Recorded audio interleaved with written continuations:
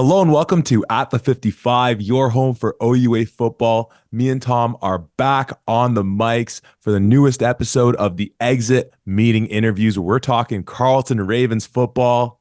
And Tom, I got to throw it right at you because I'm so excited to get to our guest. How the heck are you doing, my friend? Oh, I'm doing so well, especially with knowing who our special guest is here, someone that I greatly admire and have loved to have seen everything that he's been doing with these Carleton Ravens. We have head coach Corey Grant in the building. We are so excited to have you here, coach. Hey, I'm pumped up to be here. Appreciate you guys. Love the work that you're doing, and I'm excited to be on with you this evening. Well, it's truly our honor and our pleasure. It's 2 years into your time with Carleton, coming off of your time with Mac, and I know me and Tom are both really curious about some of the similarities stylistically of what we've seen from when you're with Mac, what we're seeing at Carleton.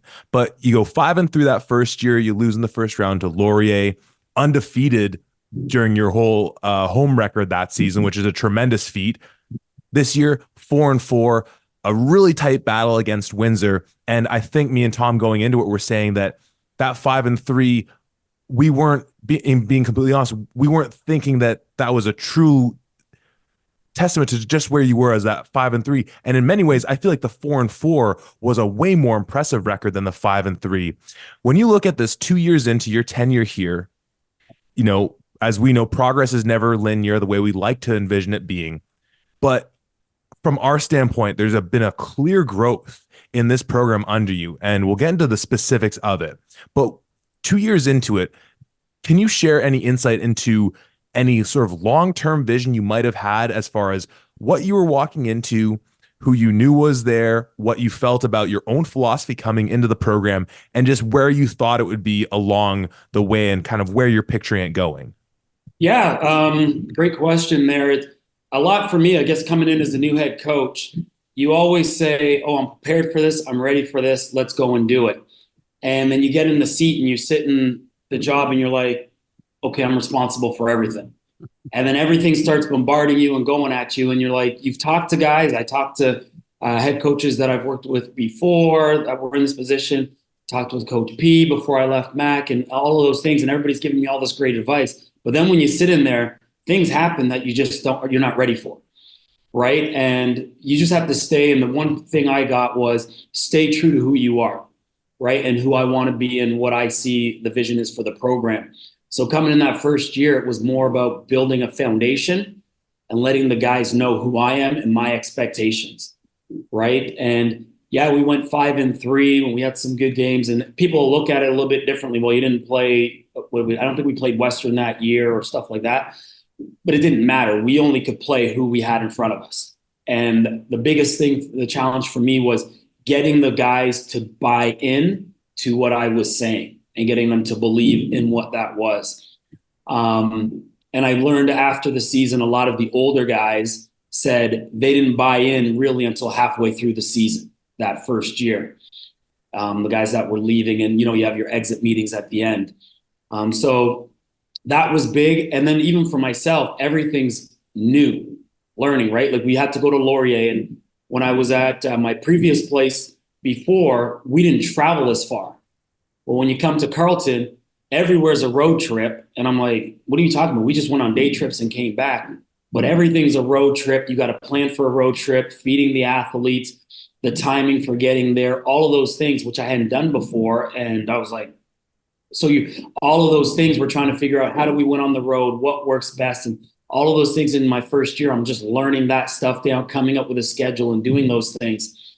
So that was difficult, and understanding, hey, I think that first year we traveled to Guelph that last game, played them, went home, and then had to travel back to Laurier.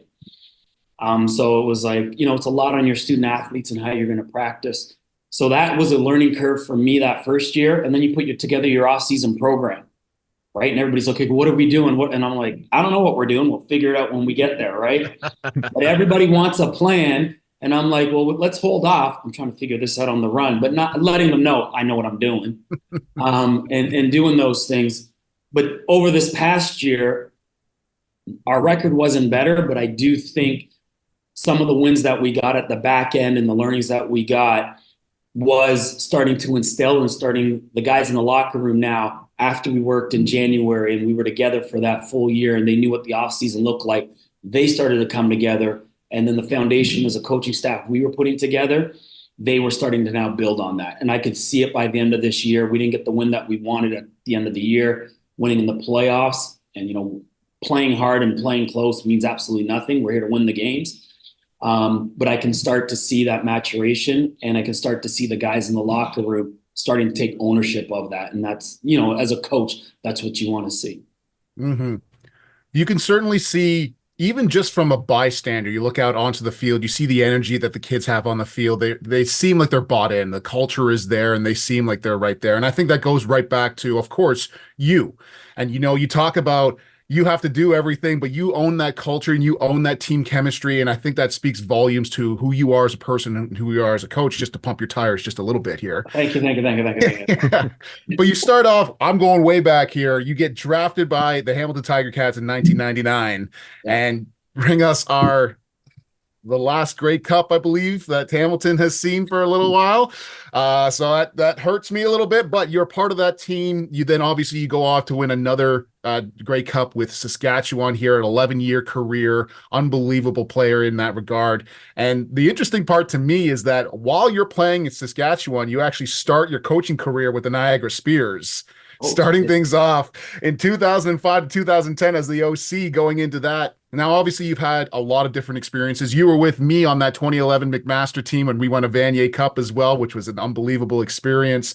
But going to Halton Cowboys, the Hamilton Tiger Cats, coming back to Mac, bringing us another Yates Cup for the first time since 2014, and now going into your position here at Carleton. You've obviously had your hands in a multitude of different areas when it comes to football, whether that's playing in pro or coaching amateur. What are some of the things that you've taken from your experiences there that have led you into being the new head coach for the Carleton Ravens? Oh my goodness. Since you went way back. You know what? Every step and every bit on the journey, I learned something new, right? And I take something with me. And sometimes I don't see it right there and then, but some of those lessons that I do have, I can now use in my coaching career when I'm coaching my coaches now, helping them out, my coordinators and my staff, and even the players in the room. I share this, and I tell our guys in here, right? When even going back before Halton at Laurier, I wasn't a great student. I almost flunked out of school. And if I didn't get things together at Laurier and do those things, I'm not sitting in this chair. Right, I'm not the head coach, and I don't get all those other things going on. Would just be another kid that was really good at football and then flunked out and then's doing whatever, right?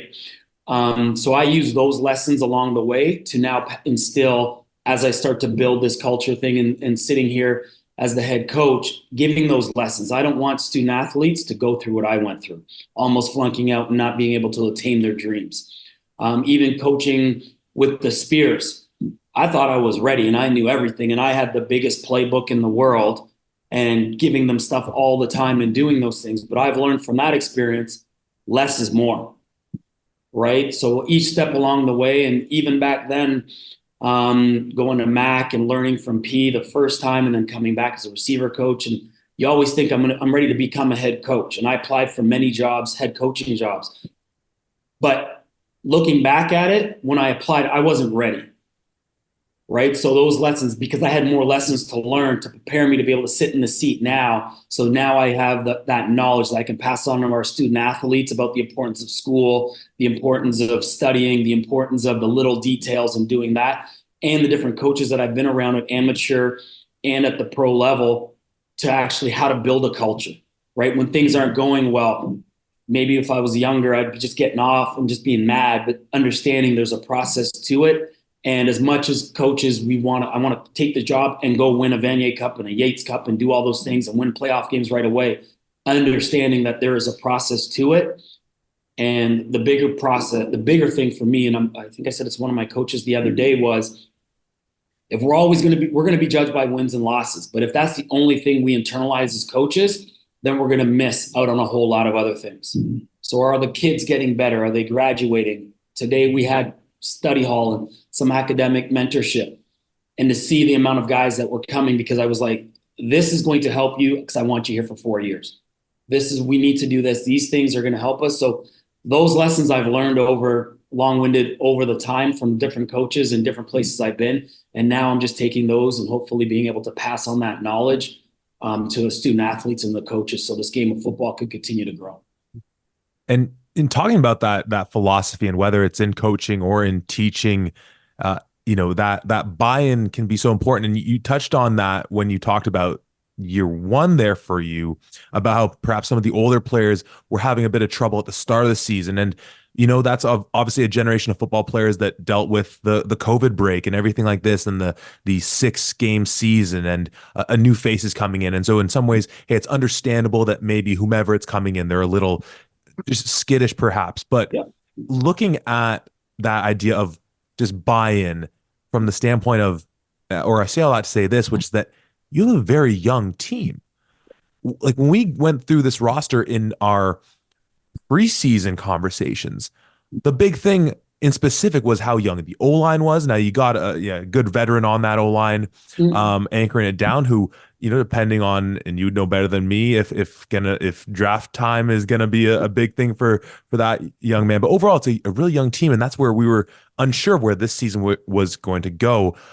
A couple guys, yes, we might be seeing come draft day, the Ife Anyekas, the Louis Laveaux, a couple other guys that just had tremendous seasons. And we definitely want to dive into some of the individual talent, because at the end of the day, it's all about the players.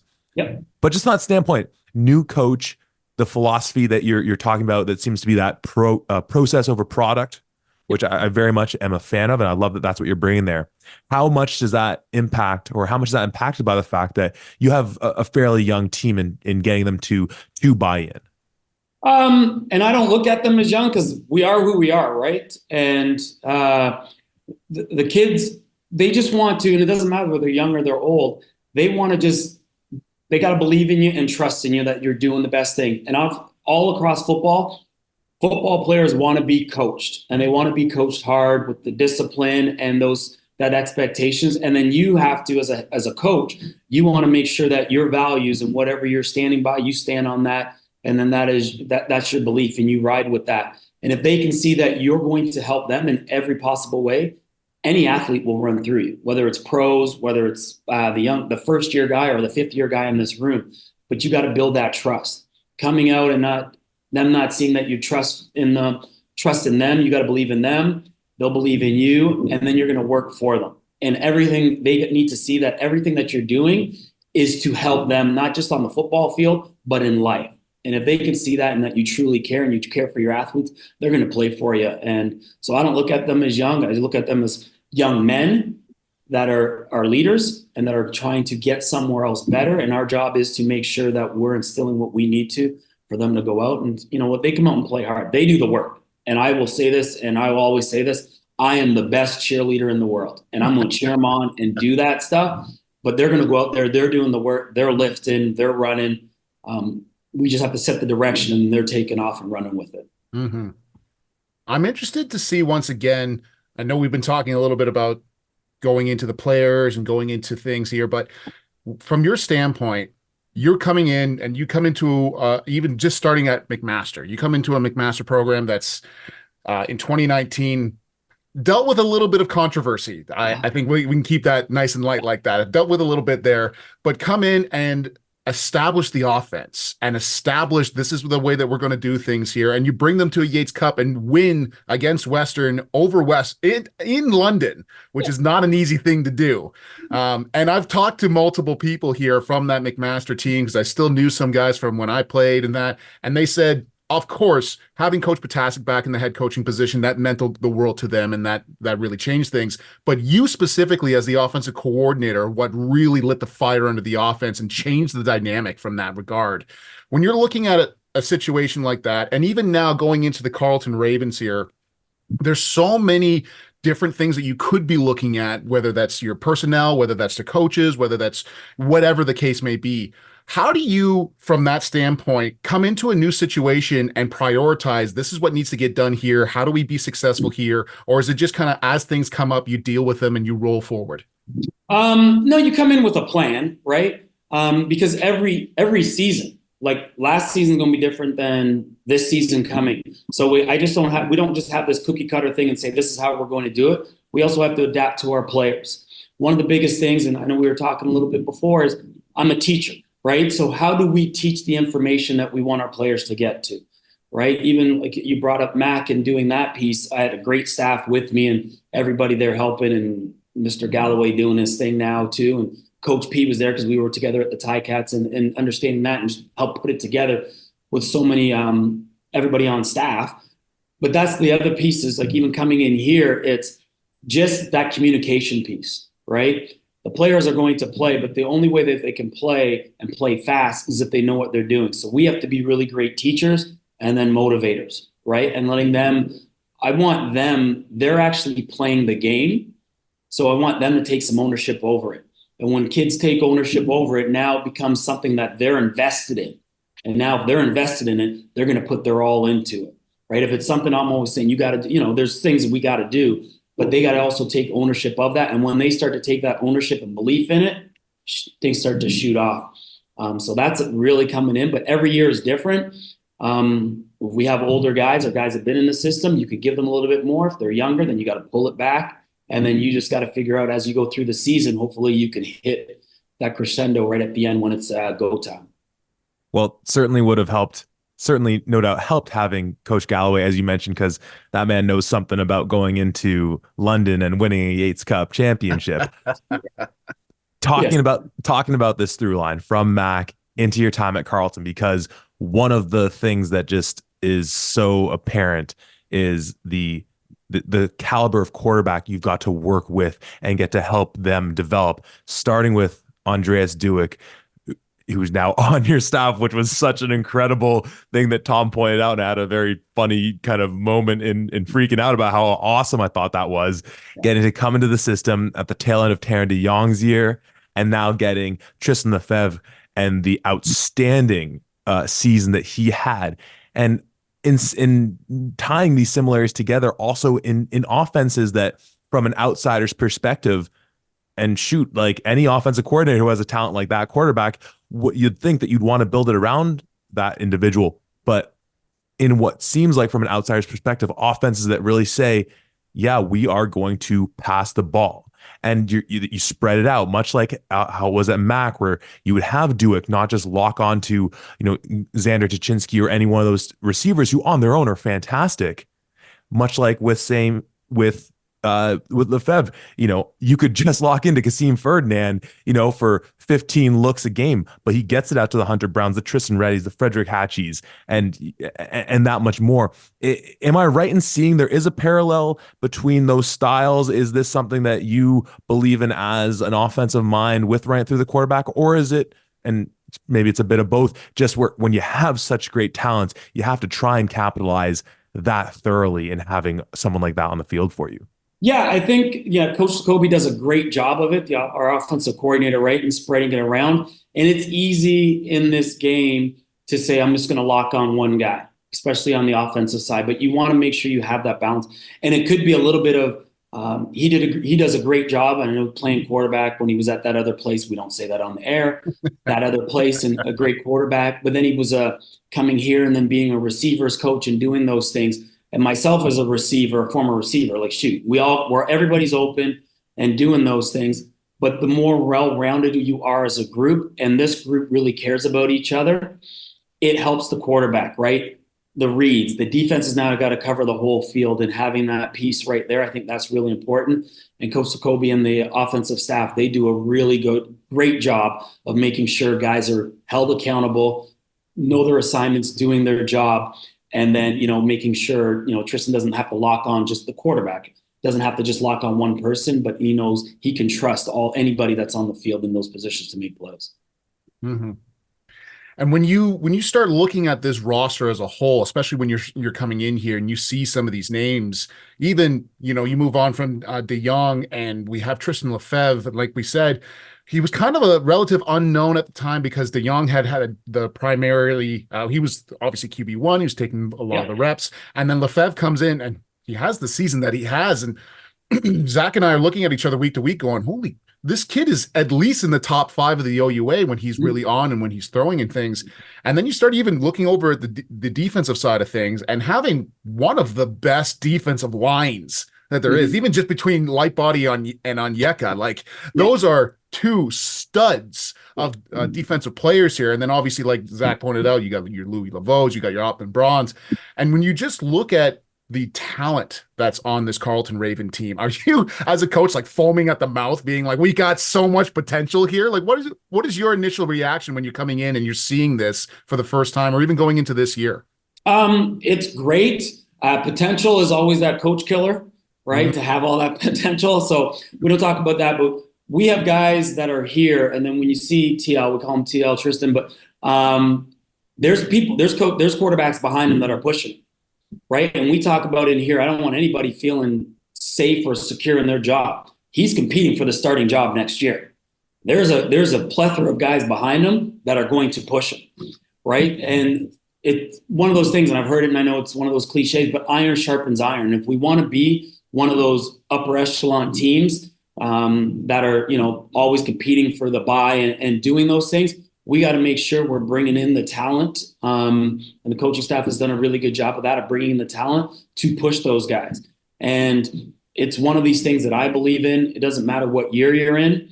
If you can play, you're going to play, right? And it doesn't matter what position. If you can play, you're going to play. You're going to earn that spot, and you can do those things. You're going to get an opportunity. So if you're a first year coming in and you can come in and compete with a fifth year and you're better then you're going to play.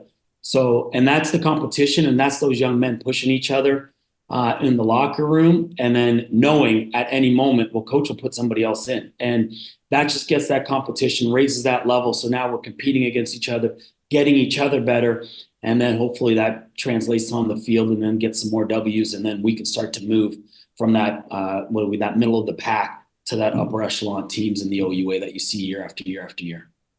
Well, Coach, I think it's been too long in this conversation that I or Tom have not brought up the Panda. We're year 2 into your tenure, and though you're above 500 on the whole, we're 0-2 in those Pandas, and perhaps not in a more heartbreaking fashion than what happened this past year against the other team. I don't know how y'all refer to the Ottawa GGs in the locker room around the program. I've had the chance to interview people from both programs over the course of our tenure doing this show, and it's made apparent there's no love lost. Stories guys have told me of, if you're a Raven, you see a guy with GG gear walk on the same side of the street, you cross over to the other side of the street. If you guys are at a spot on a Saturday after the game, and there's, Carleton Ravens guys there, you're from the Ottawa GG side of things, hey, maybe we'll find another spot. It's been made apparent, and when you tune into those games, it's made even more so how much this rivalry means to these two teams. What's it been like in your first 2 years playing there at TD Place with however many umpteen thousands of people there in the stands? It has been absolutely amazing. I just put myself in it because when I first got here, you got to win. It's like Labor Day. For the Ticats and doing those things in Toronto. It's that rivalry piece, and nobody cares about any other game except that game, right? You got to win that game. So I've been told that, and yes, we've been at the bad end of the last couple that I've been here, and I think the last 5. So good on them. But just for both schools, for youth sport, for the sport in general, it is an amazing game, an amazing day for the city to show off the city itself, and then what youth sports can be, right? Getting over 20,000 between the two rivalry schools, going at it head to head. It's just amazing. And I can't, to be 18, 19, 20, 21, to play in front of that, it brings chills, right? For both sides. And they've been really good games. And so excited about that piece. Yeah, we've been at that short end of it. Coach Belfay coached me back in the CFL. He was my head coach with the Ticats and my coordinator. So he might have something on me. So I got to figure out what that is. But because he knows me probably better than I know myself in the terms of football. But it is an exciting game, and we'll put things together. And then hopefully this year we can be on the good end of it. But I'm sure before that game even happens, we got a whole bunch of games before that we got to have to deal with. But yeah, it is a special game. And it's something youth sports and every youth sport athlete should be able to play in front of crowds like that because it's special. Mm-hmm. We've talked a lot about the players and your journey here. I want to start diving into the 23 season.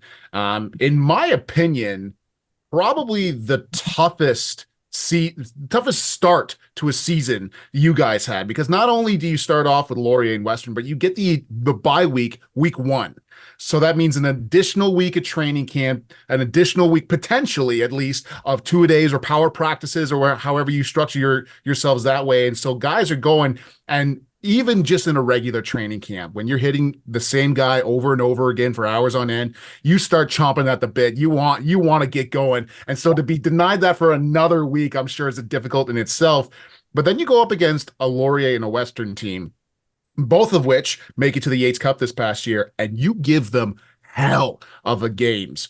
Both Laurier ultimately wins that one 20-15, and Western wins that one 31-21. But both of those games, you and your squad are in it to the dying seconds, it feels. And it is exciting as all hell. Talk to us about what was that like with the bye week starting off, and then two of the best teams ended up being the best teams in the OUA to start your season off. Yeah, like looking back at last year, and like when you're in it and they send up the schedule, you see it, you complain, then we're playing it, move on. That's what the cards were dealt, and we don't complain about it. That's who we got to play, and that's what they said, and we're going to show up and we're going to play.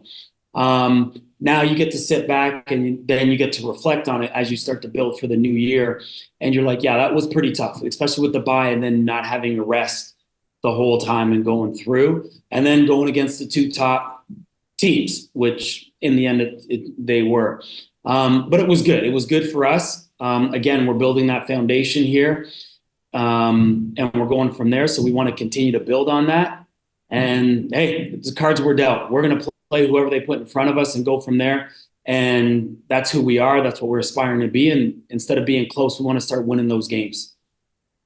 Well, and going back to just that it's all about those players on the field, it's not uncommon that even in the time before you're there, Carleton gives pretty good fights, especially at home against those Western Mustangs. But, talking about those players on the field that, make this such a joy for us all to play the relative parts that we all do, I've yet to bring up the name of one of my favorite players over the last 5 years, and that's your guy, Josh Ferguson. And, you've had, the 2 years with them from the Niagara area. So perhaps a bit of that connection in terms of just that part of the province, and just seeing though, perhaps the run game didn't get as heavily off the ground the way your passing attack was, how great it was knowing that, and it's astonishing going back to the youth piece of it. He's the only 5th-year player listed on your whole darn roster, if I read that thing correctly. But then being able to see from, once again, the outside perspective, how you see a younger guy like Alex Gale start to come up, and just, I would love to just hear what you have to say about Ferguson's role as one of the veteran players bridging, a gap. You connect his time to being the young guy when Nathan Carter was the old man running back there. Like, he kind of bridges the gap to when this program first came back, when you really like pulled the strings on it. And just thinking about some of that youth, I would love to hear you speak on the type of individual Josh Ferguson is. Oh, I can't say enough about him. He absolutely amazing, put his body through so much on the line, trusted to come back. You're a first-year head coach. You're not sure if the older guys are going to come back, if they have eligibility. He's like, Coach, I'm coming back. I want to go one more at it. We had a conversation about if he was looking to go to the CFL or if he was done football. He's like, Coach, I want to try, right? So having him and he's a quiet leader. He just does everything right. Comes in, takes care of his body in the meeting rooms, is leading that way. He's not the vocal guy in the locker room, but the players could see what it means to be a Raven. And even as I always say, I'm learning because I'm new to the Ravens. And seeing what that tradition meant and the running and doing that things. And no, we didn't run as well as we wanted to, right? And our running game wasn't as well as our passing game, and we want to work on those things. But he didn't complain one bit. And he didn't care if it was him or Alex getting the ball. He was there cheering on, and he gave it everything he had, which was absolutely amazing. And, the old man, we used to call him, with his knees and not practicing and doing those things. You want to take some time off? No, I'm in. and he'd do everything he needed to do to prepare himself to play and give us everything he had on game day, which was a testament to who he is as a character, and just awesome human being. And can't say enough great stuff about him. And glad I was able to be a part of his journey in football for the last 2 years. Mm. And it's interesting with that regard.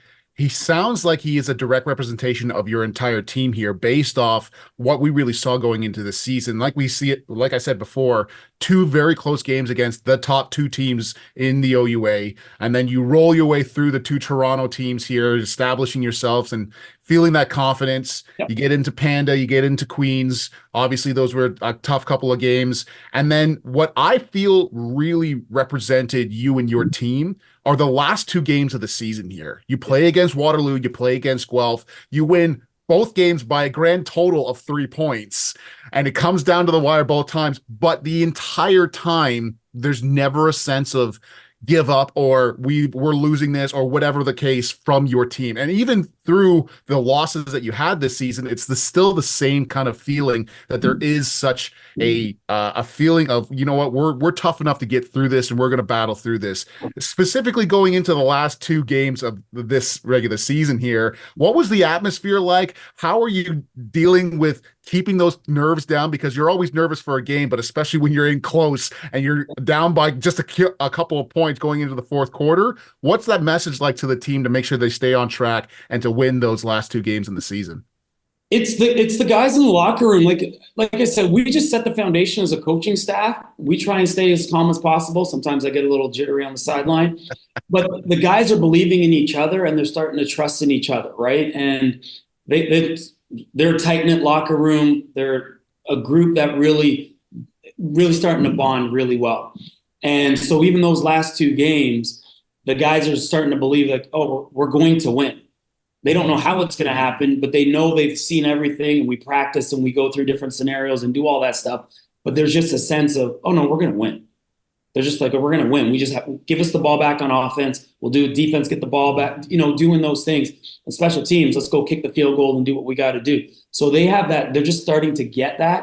And one of the things, I think somebody asked me the other day, where are you? And I said, we're still learning to win, right? And that comes with just understanding how to win, and in those moments, believing that you're going to win and then doing those things. So at the end of the season, they're starting to see that, okay, this is how you win.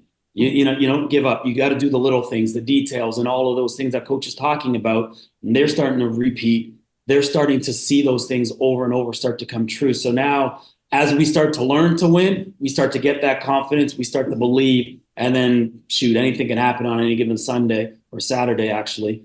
And Sundays is when Panda is. That's why I said that. But any given Saturday, and then we're building from there, right? So it's a lot of that belief thing, and going from there. So it's still, like I always go back to the players in the locker room, because as coaches, I can put up all the slogans I want and say all this and that, but it's internally of what they're internalizing and then actually going out on the field and doing it.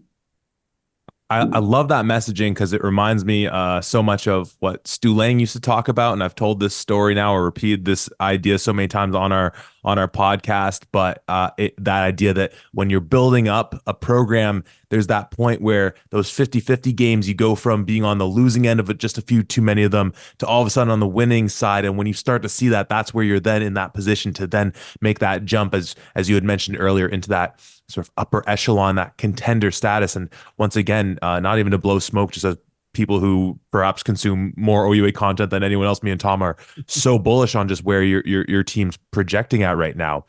And looking at these 2 years, what's so fascinating, as Tom highlighted, the way you ended the season, is that we can go back to that year prior and still see a similar end of the season on that positive trajectory. There was one game, though, I'm curious of highlighting because it speaks to maybe a larger conversation, and maybe the extent of it's can't be completed in this time frame here, but was when Windsor came to your house about mid-season last year, and you guys picked up one of what I thought was the most impressive wins all year. Windsor's, coming out like a bat out of heck, just looking like this outstanding team, and they've clearly kept up with that, with what Coach Cercelli's been building over there. And as a minor aside, me and Tom both commented that seeing you and Coach Cercelli as these, new coaches across the sidelines in that playoff game was so cool, and just loving what you're both building at your respective schools. But that game midway point through the 22 season, you guys pick up the win at home 24-7. And one of the major things, not to take away from the performance of your team, but that's so fascinating whenever there's a Windsor Carleton, Windsor Ottawa game, just goes back to that travel piece. And obviously, you haven't had to do it the other way yet. Maybe you've talked to your guy, Coach Belfay, about any, I don't know if he'd give you any secrets, but like as far as that planning piece, like that is certainly one of the great disadvantages in the OUA if you are Windsor or Ottawa Carleton when you do have one other on your schedule. What thoughts have you had, if any, or just in general on that subject? Because it's just something that most coaches have something akin to it, but really it's what, 8 hours, is it? Like, No, it's like 10. We went there for the playoffs game, and it was a good journey now. yeah, of course you went there for the playoff game. What am I talking about? You had to do it. My apologies. Yeah, what is that like? Sorry, my apologies. Yes. No, you're good. You forgot about it. I forgot it. No, I just watched the film. I watched the film again the other day and started losing my mind. No, no, there's a lot into it. And like my first year, I didn't know. Like, I'm like, I don't know. We leave at 12 o'clock. Well, coach, you're not going to get there till 12 at night. The guy's got to sleep and eat. And when are you going to stop the bus? And they got to get out and walk and get off their feet. And then when you get there, you're going to lose a day of practice. And when are you going to practice? Because you want to practice here. You can't practice in Windsor because they're watching you, right? Maybe stuff like that. But so you do have to take all of those things into consideration as you go. A lot of it for me, like I haven't had to make that. Well, we did the playoff game. We went a little bit early. But yeah, you have to take all those things in because you're thinking of our student athletes, and sitting on a bus for 10 hours is not fun for anyone. And then the big boys, they want to get off. And then do you bring food on? Do you let them go and eat? And then you can't find them again. So yeah, all of that comes in. Like I said, my first year, I was just figuring it out. And then my second year, last year, I'm like, I think I got it. No, I don't have it because everything's different. So no, I don't think Coach Belfay will help me out with that. I might trick him into telling me how that works out. But yeah, you do have to plan it. It is like I said, in the playoff game, we were fortunate enough to get down there early. But it's still, when you get there, it's like, how much time do you give them to themselves? How much time do you take to watch film to get them off their legs? Some guys, and as student athletes, that's probably the best bed they've slept in all year. So that piece, or you're trying to get, you're saying bedtime's at this time, curfew, but some guys are night hawks. Some guys want, so you're trying to work all those things out as you go and then worry about playing a football game on top of that. So there's a lot of planning that goes into it. I don't know if there's a secret thing unless we get a plane and fly down. That's what we got here. And then I think Coach Sorrell, I don't know if he'll tell me how they do it when they come this way, if I ever got to go that way, if he'll give me the ins and outs about it. So. Yeah, well, certainly that's something that, we talk about in the larger scheme of things. That's some of the reasons why obviously you want to come in first when you're, in that upper echelon. You don't have to travel as much. And with that in mind, I did want to have some point in time to talk to you about this, and I think this is a nice little transition into it. The most recent playoff edition here, how this ran this year with the 7 teams instead of the 6 teams, and you lose that second place bye, so it only goes to the first round team, but you get the additional team in there. How does that affect? Is that something that you're, happy about because there's more teams in the playoffs and there's more parity there? Or are you mad about that because you lose the additional playoff opportunity there? Obviously, you always want to come in first, but whatever. Yeah.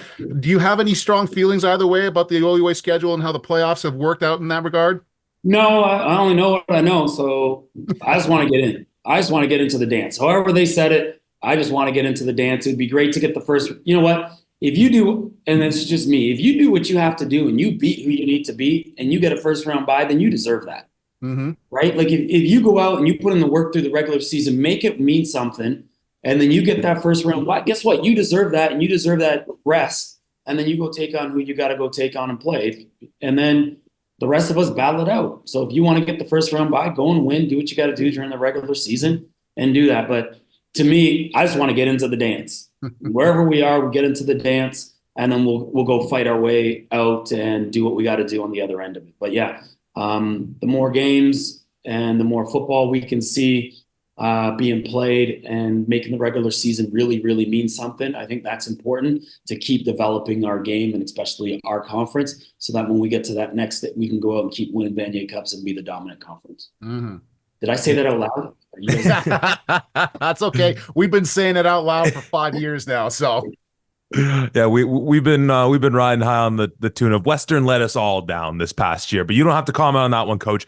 Last thing I want to ask you before I leave it to Tom to wrap up with whatever he has. The work you do off the field in a variety of community initiatives is extensive. Be it with the OUA Black Biracial Indigenous Committee, with the OUA's United Against Racism campaign, the Women in Football initiative at MAC when you were there, and the list goes on and on. We talk about your time here at Carleton and sort of that long vision of kind of what you're projecting out in the time you've been here. When it comes to the work you're doing, I don't want to say off the field because it does obviously relate to things on the field, but in that kind of binary sense, if you'll let me there, what are some of in the same way we look at, a 3, 5, 10-year plan as a coach as far as the football team, when you look at some of those initiatives, and obviously they're different, it's not everything being the same, but just generally speaking, what are some of the things you're hoping to see come to pass in perhaps in very tangible sense in the coming future? Great question. Like for me, I just want to be someone that shows that we're not just football players and football coaches, right? And we got some great coaches in this league across Canada that do so many things. But we also want to make sure our student athletes, because not everybody's going to be a coach, not everybody's going to be a pro player and do those things, but you can be more than just a football player, right? You can be an advocate. You're going to university, you can be great students. They're going to be CEOs and doing those things, and how important it is to give back to your community, right? And whether it's just your university community and then expands from that, or your greater community outside your university, but making sure we're developing the whole athlete holistically, and myself letting them see me not just in the one light of head coach football, that no, coach does have other things that he's interested in. He's a family man. I'm a father, a brother, all of those things, a husband, and letting them see you and hopefully see me as more than just their head coach in front of them, right? That he is doing an interest in other things. And how can I do that? How can I get involved? And then for me, it's really important to, as I'm doing those different things and have a vision of doing a lot of things with Carleton at Carleton University, and also getting our athletes into our greater community, is making sure I'm growing this game of football and growing the opportunities for these young men that come into this program, not just when they're here, but growing it so that when they leave, they have different opportunities, whether it's in education, whether it's in community work and doing those things. So it's really important that they see that coming from me, and then I can hopefully help them along the way, along their journey and their life's journey. So yeah, it's we're not just football coaches, we are bigger than just that. And hopefully we can show that. And hopefully I can do my little part. I can never, and maybe Tom, you can help me. Coach P always had that saying, right? We want to change our little corner, right? And do our little piece there. And then hopefully we can expand that ripple and make it even bigger than that, right? So we want to take care of in-house and then expand it. And I think we're doing a good job with these young men in here. And if we can continue to do that, and I can be sort of a conduit to that, then hopefully the work that I'm doing off the field will help them see that vision and continue to grow. yeah, and I think absolutely the work that you are doing now is so incredible and so important. And I've heard so many people talk about the different opportunities that they have, certainly with the coaches that you brought on with the women's program into McMaster, and how unbelievable they have enjoyed their experiences and what they've been able to do with those opportunities. And so creating those different opportunities for people who hadn't had that is, I'm sure, something that you can certainly hang your hat on, and something you should feel very proud of, because it's not very many people who come into this thinking that they're going to create these other opportunities. And I just wanted to really say, I'm so happy that Zach brought that up, but really just to give you your flowers there, because you make the game better when you do things along those lines. So, Thank you. yeah, I just wanted to take that quick second to say that. Shifting gears a little bit to talk a little bit into 2024. Now, obviously, the team is pretty damn young. You might have Yep. some possibilities of losing some guys, but overall, you're going to have a lot of returners. Tristan Lefebvre with another year under his belt. And like you said, with that mentality of continuously trying to fight and earn for that spot here, it's going to be a very exciting time to be a Carleton Raven fan going into this next year, certainly. When it comes into the recruiting piece of things, now obviously when we were coming out, we saw this a little bit in the last year with the Quebec teams having and Quebec tuitions being raised as much as they are. Now suddenly being in the Ottawa area, a lot of people don't understand. You got a French speaker, they have the opportunity to go RSEQ or the OUA. Yep. That might just tick them a little bit more to staying in the OUA and hopefully staying at home here. Have you noticed anything different in terms of the recruiting sense since that happened? I know we're still pretty early on, but recruiting in Ottawa, especially with the GGs being right down the door, is its own little challenge, I'm sure. Yeah, it is definitely a challenge. They do a great job over there of recruiting the CJEPs and doing his thing. And Coach Belfay's, they know what they're doing over there. They do a really good job. Me coming here and being new and being in Hamilton that whole time, and even being where I was before, we didn't recruit as much in Quebec and CJEP. So even for me coming here, that was new, right? And just my big thing is like you want to win the city and do a good job of recruiting home, but then we're also splitting that home with someone else down the road, right? So that makes it a little bit difficult. We do notice with the few of the guys, because we do have some guys in here that were thinking about going to CJEP, but instead stayed here and you know stayed with us at Carleton, and they'll be real big contributors probably coming this coming season and doing those things. So we do see that piece, but it is difficult when you got the school down the road, you know, and you're both recruiting the same individual and doing those things. But that's the fun part of it, right? And that's the competition within the competition, right? Making sure we want to get those best athletes here that are going to come here and work and do their things. But, you know, obviously, and honestly, convincing young men to come to your program and to entrust in you that you're going to help them get to whatever it is that they want to get to.